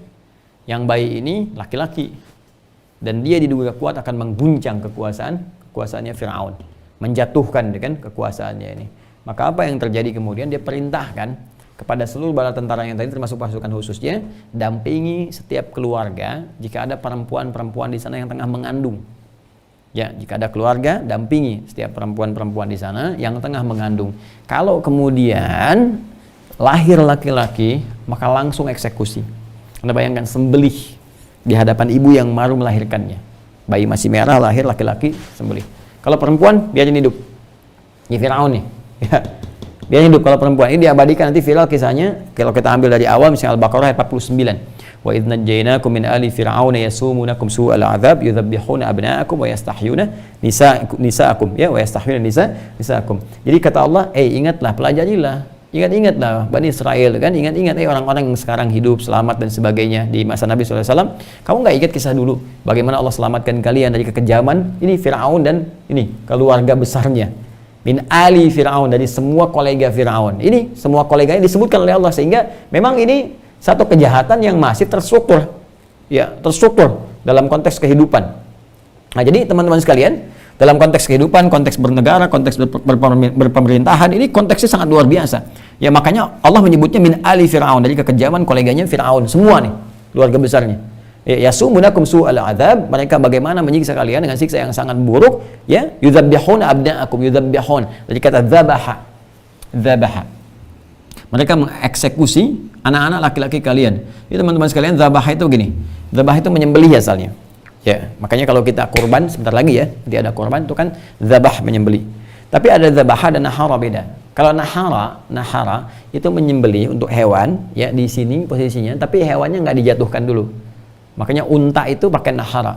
Ya inna a'tainakal kautsar fasholli lirabbika wanhar. Jadi unta nggak dijatuhkan langsung. Kalau pakai pisau kecilnya begini berdirinya, atau kalau pisau besarnya panjang begini kan, ya seketika gitu. Tapi kalau kita jatuhkan dulu, kalau kita lembut jatuhkannya itu yadhbahu dzabhatan wa dzibhatan, ya jatuhkan baru kemudian sekali begini. Makanya kata Nabi, idza dzabhtum fa ahsinu dzibhah. Ketika kalian menyembelih, ya maka baguskan sembelihannya, baguskan cara menjatuhkannya, jangan menyakiti hewannya gitu kan. Tempatnya yang bagus. Kemudian ketika menyembelih 1 kali tarikan yang bagus. Tapi kalau Anda lakukan dengan cara yang kasar, dijatuhkan, kemudian berkali-kali digorok begini, maka ada tasydid di huruf keduanya ini. Dzabbaha begini. Kalau dilakukan terus-menerus, maka pakai fi'il mudhari, pakai ya ini, yudzabbihu. Untuk dia, tudzabbihu kamu, ya. Kalau banyak yang melakukan, maka pakai waw dan nun di ujungnya, yudzabbihun. Sekarang cek di Al-Qur'an, Quran surah kedua ayat 49. Wa idz najjaynakum min ali fir'auna yasumunakum su'al 'adzab yudzabbihun. Tuh. Artinya perbuatan ini bukan sekali 2 kali. Firaun keluarkan dekret setiap ada anak laki-laki dimanapun harus ada intel di situ, harus ada eksekutor di situ. Ya, dan mereka terbiasa begitu lahir. Anda bayangkan, lahir ibunya udah nunggu-nunggu mengandung 9 bulan 10 hari, begitu laki-laki bayi masih merah lempar ke bawah dengan cara yang kasar, digolok di hadapan ibu yang baru melahirkannya. Itu kerjaan dia tuh. Di sini. Ya. Dan dalam kondisi inilah kemudian teman-teman sekalian lahirlah Musa alaihissalam. Moses, ya kan? Nabi Musa alaihissalam. Ada yang mengatakan Musa disebut dengan Musa karena nanti dilarutkan di dalam aliran sungai, ya kan? Nah, dalam kondisi ini beliau dilahirkan, ya. Kemudian ini kisahnya panjang lah, gitu ya, tentang Musa ini bagaimana kemudian dicek, ya bagaimana ketika dicek tidak ditemukan, ketika lahiran pun kemudian dalam kondisi yang sangat aman dicek lagi, kemudian tidak ditemukan. Dan Musa ini, teman-teman sekalian, ini kalau kita lihat garisnya, garis keturunannya, kita turunkan kemudian sampai dengan ketemu ke atasnya, teman-teman sekalian, ini anak ketiga. Ya, saya ulang ya, lahir Musa di masa ini anak ketiga. Ya, dia punya kakak saudara, Nabi Musa alaihissalam punya kakak saudara namanya Harun. Ya, jelas ya? Saya ulangi, Nabi Musa alaihissalam punya saudara namanya siapa? Harun. Ya. Harun yang Nabi ya, bukan Harun yang dicari KPK itu bukan. Jadi Nabi Harun alaihissalam. Ini usia Musa dengan Nabi Harun itu beda 3 tahun. Beda 3 tahun. Dan sangat soleh. Ya, Nabi Harun sangat soleh, sangat baik. Bahkan nanti sepeninggal turunan ini pun banyak orang yang pengen kemudian namanya itu Harun. Termasuk nanti di masa Nabi Isa alaihissalam. Di masa Nabi Isa itu ada orang soleh namanya Harun juga. Ya, namanya orang soleh. Harun juga namanya. Ya, makanya ketika ibunda Nabi Isa itu Sayyidah Maryam, ya, itu punya ibu lagi namanya Hanna. Hanna punya suami namanya Imran. Imran menikah dengan Hanna, melahirkan Maryam. Ya kan? Maryam ini mencoba untuk meneladani kesolehan Harun. Ya, jadi sama tinggi, meningkat, ibadah kuat sampai nanti melahirkan Isa alaihissalam. Makanya ketika disoal oleh orang-orang pada saat itu, ketika Maryam mengandung kok nggak menikah, itu kan nggak disentuh laki-laki, orang yang bagus dan sebagainya. Nanti di Quran surah 19 ayat 28.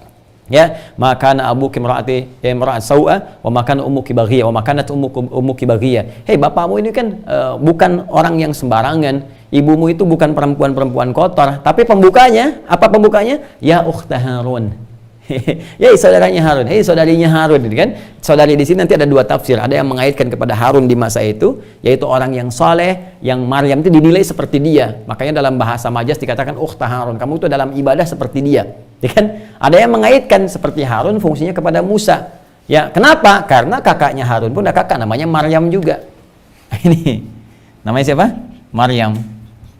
Jadi ini Harun kakaknya Musa, beda 3 tahun. Harun punya kakak namanya siapa? Maryam. Maryam inilah yang kemudian menghanyutkan Musa alaihissalam, ya, atas ilham yang Allah berikan kemudian dalam situasi pada saat itu, ya, kepada ibundanya untuk dihanyutkan, diikutkan pada aliran air sungai pada masa itu. Ini kalau nggak keimanan yang kuat nggak mungkin. Kalau bukan keimanan yang kuat nggak mungkin disuruh hanyutkan anak kemana lahirnya. Tapi disitulah nanti takdir Allah mengembalikan. Nanti kita akan lihat surat-surat yang terkait. Saya ingin katakan teman-teman sekalian, ini ukhta Harun, saudarinya Harun, saudari Musa juga ke sini. Maka di sini Maryam juga salihah, Harun saleh gitu kan. Jadi kalau kita lihat misalnya Isa alaihissalam seorang nabi, rasul, Nabi Zakaria seorang nabi, rasul, tengah-tengahnya ada Maryam. Inilah indahnya Al-Quran. Di masa Nabi Isa-nya, Maryamnya kemudian dilekatkan dengan Harun di masanya, tapi secara majas pun itu disampaikan oleh orang salih, perempuan yang sangat salihah, perempuan yang sangat baik. Jadi kita berkisah tentang Bunda Maria ya. Ada suratnya di Al-Quran, surat Maryam. Makanya sangat dimuliakan. Nabi Isa dimuliakan disebut 25 kali. Ya, Sayyidah Maryam alaihissalam ada suratnya, surat ke-19 Maryam. Jadi tampilan Quran itu memuliakan para nabi. Mulia nabi, rasul dan sebagainya, nggak ada celah, nggak ada cacat, nggak pernah zina, nggak pernah selingkuh, nggak pernah macam-macam, gitu kan? Nah ini Maryam di situ ketika dituduh dibebaskan oleh Allah dari tuduhan, itu perempuan suci, perempuan baik, gitu kan? Bahkan mereka mengatakan ya ukhta Harun, seperti Maryamnya Harun, kan? Kalau dalam konteks Nabi Musa, perempuan yang sangat baik, perempuan yang sangat salihah. Kalau konteks di kehidupan Nabi Isa alaihissalam, ibundanya adalah orang yang sangat salihah seperti Harun yang ada pada situ, yang juga saleh juga. Ya, kembali ke sini teman-teman sekalian. Jadi Musa ini, siapa Musa ini? Ya, Musa ini punya bapak namanya Imran. Kalau kita tarik ke atas nih teman-teman sekalian, ini saya turunkan ke sini nih. Ke atas sini, tuh keturunan sini. Nah, sini. Nah, ke atas nih ya. Nah, makanya saya teruskan garis keturunan dari Yakub. Yakub sudah saya ceritakan, Yusuf saya ceritakan tadi udah selesai. Dan di masanya Musa ya, sampai Walid bin Mus'ab lahir Musa kan tadi kan. Nah, Musa ini anak siapa? Nah, Musa itu anaknya Imran. Tapi bukan Imrannya yang di Ali Imran. Ya, kalau Imran yang di Ali Imran itu beda lagi. Ya, itu keluarganya nanti terkait berkelindan dengan turunan ke sini ke Yahuda nantinya itu, ya, nanti turun ke Yahuda, nanti ada Nabi Daud, Nabi Sulaiman dan sebagainya ke bawahnya sampai Nabi Zakaria, sampai nanti muncul Imran menikah dengan Hannah melahirkan Maryam seperti tadi, Maryam melahirkan Isa alaihimussalam jami'an. Imran yang ini berbeda, Imran yang lain. Makanya di setiap nanti teman-teman sekalian, di setiap generasi-generasi itu selalu ada yang menginginkan membawa nama keturunan ke atasnya yang soleh. Ya, jadi diberikan nama dengan orang-orang saleh, tafaul istilahnya, tafaul, mengambil kebaikan dari orang-orang sebelumnya. Dan sekarang juga ada. Seperti kita mengambil nama Muhammad, ya kan? Saya mengambil nama untuk anak saya Muhammad Hamilul Quran, Muhammad Abdullah Amali, kan? Amalia Habibatul Mustafa misalnya, gitu kan? Jadi kenapa kita mengambil itu sebagai tafaul? Mudah-mudahan akhlaknya, ya, kemuliaannya, kemampuan untuk mendekat kepada Allahnya. Ada kan di antara Anda pun yang anaknya namanya Yusuf misalnya, ada yang namanya Ibrahim, kan mengambil tafaul orang-orang dulu. Di barat juga begitu, ada yang Abraham, gitu kan, David, ya, dari kan Daud itu kan, kemudian Michael, Michelle, gitu kan, itu kan kembali ke Mikail, gitu kan, dan turunan-turunannya, seterusnya, ya, Yakub, Yosef, gitu kan, Yusuf, Yosef, ya, dan turunannya dan seterusnya. Jadi kalau kita ingin ambil ini pun sama. Imran di sini, Imran di masa Nabi Isa, ini ingin mengambil turunan-turunan orang baik di masa-masa yang lalu. Nah Musa itu anaknya Imran. Nanti Imran menikah, istrinya punya 3 anak tadi yang saya sebutkan, ya Maryam, kemudian Harun, kemudian Musa yang diekspos ya, yang banyak kisahnya viral. Ini usia Imrannya 137 tahun, tuliskan. Kemudian melahirkan Musa, ya istrinya melahirkan Musa ketika Imran berusia 80 tahun. Wah, jadi tolong jangan dikiaskan kayak kita sekarang ya. Ya kalau kita kan gimana 80 tahun, ya, istrinya usianya berapa gitu kan lahir, enggak. Karena ini usianya saja sampai meninggal 137 tahun. Ya, kalau kita kan di usia-usia produktif misalnya sekarang kan di 25 ke atas ya, sampai 40, sampai ini istri misalnya dan turunan sebagainya. Tapi kan meninggalnya juga kata Nabi SAW itu umatku itu ya usianya nggak panjang gitu, antara 60 sampai 70. Ya ma baina 60 ila 70 wa qalilu ma yazidu ala dzalik, dan sedikit yang melampaui itu, artinya sedikit yang mencapai 100, lebih dari 100. Di masa-masa lalu mungkin ini termasuk sedikit. Ya, 137 tahun usianya, 80 tahun, pada usia 80 tahun Imran ini lahirlah Musa alaihissalam. Ini Musa ya, yang tadi kita tuliskan. Jadi teman-teman sekalian nih, ya. Sini lahir Musa. Imran ini siapa? Nah, di sini teman-teman sekalian, semua sepakat bahwa Imran ini keturunan dari Lewi ke sini. Tapi jalur ke Lewi ini, informasi yang dihimpun para sejarawan, bukan dari kitab suci ya, para sejarawan, itu mereka menemukan beberapa informasi, yang dikumpulkan informasi ini sampaikan kepada kita. Jadi kalau dari sejarawan dikumpulkan kan mencari, sampaikan pada kita. Tapi kalau dari misalnya kitab suci, berarti kan itu dipahami dari Tuhan kan? Ya, kalau dari Tuhan nggak mungkin keliru kan? Nggak mungkin salah kan? Harusnya begitu teorinya. Harusnya begitu, tapi nanti kita akan uji. Ya, di Al-Quran diklaim oleh orang Islam, saya ya bukan hanya mengklaim, meyakini, mengimani bahwa Al-Quran firman Allah, maka nggak boleh salah. Maka semua kitab pun yang diklaim sebagai kitab suci, standarnya nggak boleh salah. Ya, karena firman Tuhan.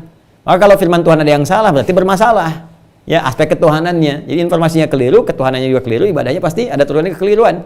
Ya, tapi kalau manusia turunan bisa salah wajar karena manusia itu apa? Insan. Ya, disebutkan 65 kali dalam Al-Qur'an, dan insan itu juga berakar dari kata nisyan. Ya, kata Ibnu Abbas radhiyallahu taala anhuma dalam kitab Ibnu Mandzur punya kitab namanya Lisanul Arab, mengutip pendapatnya Ibnu Abbas, sumil insanu insanan di annahu indama wahida ilaihi fanasiya. Manusia itu dinamakan dengan insan karena ada sifat lupanya, sedangkan lupa itu bersanding dengan salah. Ya, lupa itu nisyan, akarnya nasia. Saya lupa nasitu, kita lupa nasina. Salah akhta'a. Aku salah akhta'tu, kita salah akhta'na. Quran surah 2 ayat 286, Rabbana la tu'akhidna in nasina au akhta'na. Maka kalau ada kesalahan itu bisa diminimalisir dengan menggabungkan semua versi riwayatnya, ketemu di situ. Tapi kalau misalnya di kitab suci ada kesalahan, itu jadi problem. Ya, jadi problem. Nah, kita kembali ke sini. Kenapa saya sebutkan tadi seperti itu? Karena nanti ada informasi yang dihimpun misalnya oleh Imam At-Tabari, seorang sejarawan. Ya, di kitabnya juga Tarikh At-Tabari juz 1 halaman 385, kemudian Ibnu Athir juga, ya. Al-Kamil fit Tarikh seperti yang tadi referensinya. Nanti ada referensi Ibnu Katsir juga, Bidayah wan Nihayah juz 1 halaman 237. Dan nanti ada Ibnu Hajar Al-Asqalani punya kitab Fathul Bari fi Syarah Sahih Al-Bukhari juz ke-6 halaman 487. Nah, ini nasabnya semua kembali kepada Levi. Ya, di versinya ini adalah Imran dengan kemudian bin Yasar, kemudian bin Kahith, bin Levi ke sini. Di versinya yang ini Ibnu Katsir, kemudian Imran bin Kahith, bin Azir, bin Levi. Di versinya Ibnu Hajar Al-Asqalani, kan Imran bin Lahib, bin Azir, kemudian ke sini ke Levi. Ke Levi. Ini tinggal dipertemukan di sini, dilacak dalam sejarah, tuntutannya, versinya menunjuk kepada yang mana, karena mereka menyampaikan informasi. Ya, bukan memastikan, ini menyampaikan ada begini nih. Ya, di sini mengatakan begini, nanti kita tinggal runtutkan saja jalurnya yang mana yang menemukan sesuai dengan faktanya, nyambung. Tapi semua bertemu di titik yang satu, Levi. Ya, inilah ya beda ketika kita kalau manusia kan seperti itu, kita mencari nanti versi dapat dari sini, tinggal dikumpulkan kan. Yang jadi problem adalah ketika Tuhan menyampaikan misalnya nasab, informasi tentang nasabnya keliru. Seperti saya sampaikan di pertemuan lalu, ketika menyebutkan Yahuda menikah dengan Tamar, menantunya bukan menikah malah berhubungan, berzina. Ya, ini bukan bahasa saya, bukan bahasa saya, ini di kitab Kejadian disampaikan. Yahuda kemudian berhubungan, berzina dengan menantunya Tamar. Nanti Tamar juga melahirkan keturunan Peres yang saya sebutkan dulu pertemuan lalu. Kemudian dari Peres ini lahir nanti disebutkan Yesus di situ. Ya, nanti ada perbedaan bahkan nasabnya di bagian ke-7 sampai dengan ke-8 antara di kitab Matius dengan di Lukas, ya, di dua itu. Nanti kita kalau udah sampai ke sana kita bedah secara argumentatif ya, secara ilmiah, dan kita bisa konfirmasikan. Nanti boleh misalnya disampaikan juga oleh sarjana Alkitab, ini misalnya bagaimana sehingga wawasan informasi yang sampai kepada kita juga bisa terukur. Nanti bisa kita timbang di mana kebenarannya, gitu kan? Nah, balik ke sini teman-teman. Dan sekali lagi, karena wacananya ilmiah, pembahasannya argumentasinya ilmiah, maka berada dalam lingkup keilmiahan. Adapun keyakinan kembali kepada masing-masing. Dan ini tingkat toleransi ilmiah yang sangat tinggi. Ya, tingkat toleransi ilmiah yang sangat tinggi. Kembali ke sini. Secara singkat, Musa ini keturunan dari Levi ke sini. Sedangkan Levi anak ketiga. Ya, dari Nabi Yakub alaihissalam, dari ibundanya Lea sini. Ya, atau Laia. Anak ketiga nih Ruben, Syamun, Levi. Ya. Levi. Ini nanti menurunkan imam-imam, pemimpin-pemimpin, makanya nanti di Kejadian di kitabnya ada imamat Levitikus, gitu kan? Nah, Musa itu keturunan ke Levi ke sini arahnya. Levi anak ketiga ini yang saya sebutkan dari Yakub alaihissalam. Jadi Nabi Musa itu masih turunan dari klan yang ketiga, suku yang ketiga. Dari 12 itu 12 suku, maka Nabi Musa alaihissalam dari sini, dari Levi. Ya. Lahirlah Musa alaihissalam di masa keadaan demikian, dan Nabi Musa kemudian secara luar biasa diberikan petunjuk oleh Allah Subhanahu wa taala kepada ibundanya dalam situasi yang sangat genting. Kisahnya sangat dalam sekali, bagaimana tiba-tiba kemudian beliau bisa selamat, itu kan? Tiba diminta dimasukkan ke dalam satu tempat, satu kotak, tabut, itu kan, dimasukkan ke dalam situ. Kemudian kalau dalam bahasa Italia kuno dipalidkeun. dipalitkan. Apa dipalitkan bahasa Indonesianya itu? Dilarutkan, ya. Dihanyutkan. Ya, kalau dilarutkan nanti hilang, habis gitu ya secara kimia. Dihanyutkan, ya. Dihanyutkan di dalam aliran air sungai sehingga sampai kepada satu tempat, dan tempat itulah yang paling dahsyat, tempat orang yang memerintahkan setiap anak laki-laki itu dieksekusi.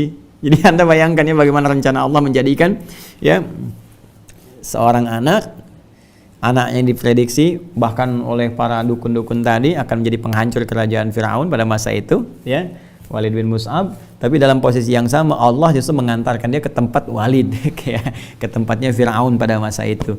Nah, maka bagaimana, apa yang terjadi ya ketika ditemukan oleh itu Asiyah binti Muzahim? Apa yang terjadi, bagaimana kesan Firaun pada masa itu, dan apa yang menjadikan Nabi Musa alaihissalam mendapat respon pertama dari Firaun, dan ini yang menyebabkan nanti beliau menjadi punya persoalan di lidahnya sehingga menjadi kalau dalam bahasa Rusia itu cadel, ya cadel gitu. Jadi itu nggak terlalu fasih, bahkan bukan cuman cadel tapi ada gagap juga. Gagap itu ada peristiwa sehingga dengan itu nanti meminta kepada Allah Subhanahu wa taala untuk disertakan Harun ya sebagai asisten beliau, sehingga Harun diangkat menjadi nabi karena doanya Nabi Musa alaihissalam, kan? Jadi dari situ teman-teman ada peristiwa. Seperti apa peristiwanya, bagaimana dihanyutkan Musa alaihissalam, dan ayat-ayat apa di Al-Quran yang akan membahas itu, kita akan sambungkan nih pada episode yang keempat nanti. Ya, masih dalam sejarah Yahudi, episode yang keempat kita akan bahas tentang masanya Musa.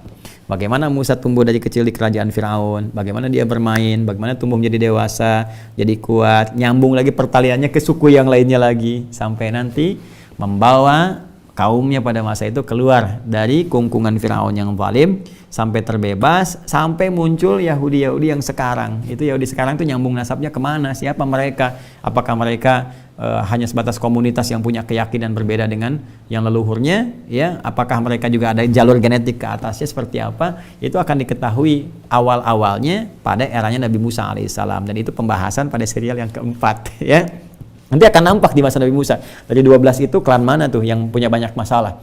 Ya, baru di era Firaun baru keluar dari kejaran itu, ya kejaran Firaunnya tenggelamkan depan matanya sendiri, tiba-tiba udah minta dibikinin Tuhan baru. Kan? Dari situ nanti pokoknya luar biasa lah. Ya, ngeselinnya gitu. Nanti kita akan lihat dan turunannya siapa sampai dengan sekarang, sampai dengan kitab acuannya itu. Kalau baca kitab acuannya itu udah bukan cuma geleng-geleng kepala gitu ya, tapi kita akan melihat siapa yang bisa buat yang seperti itu. Ya, yang menjadikan kita menjadi luar biasa geram gitu ya dengan turunan-turunan kitab yang menyarankan selain itu bukan manusia, itu binatang, ya kan, harus jadi pelayan macam-macam. Kita nanti akan lihat. Jadi itu situasinya, dan ini yang menjadikan semua secara historikal itu terkumpul di satu titik. Titiknya kembali kepada satu titik yang nanti akan terjadi di masa Musa alaihissalam. Itu titik asalnya, itu titik awalnya, itu titik pertemuan tingkat tertinggi spiritual dalam nuansa global sampai dengan sekarang, sampai kehidupan berakhir. Ya, di titik itu nanti akan sangat menentukan. Jadi akan sangat erat dengan masalah agama, akan sangat erat dengan masalah-masalah spiritual. Sejarahnya nanti sejarah spiritual, tapi sejarah spiritual itu datang untuk meluruskan. Sekali lagi, datang untuk meluruskan tindakan-tindakan yang tidak tepat, cenderung kepada kriminal, perbuatan yang tidak baik, cenderung kepada merusak. Ya, dan ini nanti akan ditampilkan oleh Islam dengan cara yang sangat elegan. Nah, ini teman-teman. Ya, jadi ini bagian yang ketiganya. Kita tunggu bagian yang keempat di masa Musa. Nanti saya turunkan ayat-ayatnya supaya lebih mudah. Ini sengaja saya nggak hapus dulu nih. Kalau saya hapus, nanti yang ini ketersambungannya agak lebih sulit. Makanya insya Allah setelah ini saya hapus semua. Ya, saya turunkan fase Musa. Nanti saya turunkan ayat-ayat yang tadi saya janjikan untuk disampaikan. Ya, di surat ini apa, kaitannya apa. Nanti kita bandingkan dengan yang lain supaya ada pengayaan yang lebih luas. Saya kira itu teman-teman sekalian. Terima kasih untuk hari ini. Dan insya Allah besok ada informasi yang sangat penting. Ya, saya akan sampaikan hal-hal yang spesifik. Sebetulnya saya punya banyak kesibukan, kan. Tapi saya lihat ada beberapa yang selama ini di media sangat viral dan sebagainya, mengisi media-media cetak, elektronik, bahkan di stasiun televisi dan sebagainya. Besok nanti saya akan sampaikan satu informasi komprehensif terkait itu supaya ada satu sumber yang baik, yang sebetulnya bagi saya itu masalah yang bukan penting gitu untuk diurusi. Banyak hal yang lebih penting lagi, hal yang lebih penting untuk mengajar, untuk macam-macam dan sebagainya, perkara-perkara besar gitu kan. Tapi mungkin karena ini terkait dengan situasi kebangsaan juga, situasi besar. Jadi kalau saya secara pribadi, kalau masalahnya pribadi itu kita ditinggal minum teh aja selesai gitu. Artinya nggak kita lihat lah, ya bukan level kita untuk mengurus hal demikian. Jadi jangan sampai menurunkan status intelektual kita, kadar intelektual kita untuk mengurusi hal-hal yang sifatnya nggak penting gitu kan, yang kita tinggalkan pun selesai. Nah, cuman kalau sudah masuk kepada wilayah kebangsaan, ya menimbulkan gejolak sosial yang tinggi, yang besar, bahkan cenderung melahirkan satu hal-hal negatif yang luas sifatnya, maka ini perbuatan ini mesti diberikan respon juga dengan respon yang sifatnya sesuai proporsional gitu kan. Jadi di sini pun saya ingin sampaikan, besok insya Allah saya sampaikan teman-teman sekalian sehingga lebih terukur keseluruhannya, dan kita belajar dulu. Yang paling penting itu belajar, jangan sampai respon ini respon itu lupa dengan materi pelajaran kita. Dan teman-teman di Mira insya Allah kita akan mulai di hari Senin ya, Ma'had Islam Rafiatul Akhyar itu insya Allah sudah fix webnya, di YouTube-nya, perangkatnya semua sudah cukup lama sejak akhir Ramadan, tapi saya siapkan dulu, nanti kita akan mulai belajarnya. Sudah ada santrinya sekitar 6.000 orang yang sudah siap sekarang ini, jadi santri baru dibuka udah 6.000 orang ya, dan itu akan insya Allah semuanya akan teratur. Artinya apa? Ya sama formal sistemnya, Anda belajar lewat online tapi formal ya, absensinya, ujiannya, modulnya dan sebagainya sampai dengan kita tuntas akan terukur dari mulai materi akidah, kemudian nanti materi ibadah, muamalah dan turunan yang lainnya. Insya Allah mudah-mudahan kita bisa mulai di hari Senin dengan suasana yang lebih baik. Demikian saya kira, terima kasih atas perhatiannya untuk malam ini, semoga Allah memberkahi kita semua. Jangan lupa sudah masuk kepada Jumat, ada sunnah-sunnah untuk memperbanyak salawat pada Nabi Sallallahu Alaihi Wasallam, baca surat Al-Kahf, yang mau baca Yasin juga silahkan. Silahkan ya teman-teman sekalian untuk meningkatkan ketakwaan. Besok siap-siap Jumatan, potong kuku, ya mandi dan dengan baik, dan tetap tingkatkan takwa kita kepada Allah Subhanahu Wa Taala. Semoga Allah rahmati kita semua, semoga Allah muliakan kita semua, dan semoga Allah menjadikan apa yang kita kerjakan sebagai ibadah di hadapan Allah Subhanahu Wa Taala. Allahumma taqabbal minna innaka antas samiul alim wa tub alaina innaka antat tawwabur rahim. Rabbana atina fid dunya hasanah wa fil akhirati hasanah wa qina adzabannar. Bi fadlika subhana rabbika rabbil izzati amma yasifun wa salamun alal mursalin wa akhiru da'wana alhamdulillahi rabbil alamin. Assalamualaikum warahmatullahi wabarakatuh.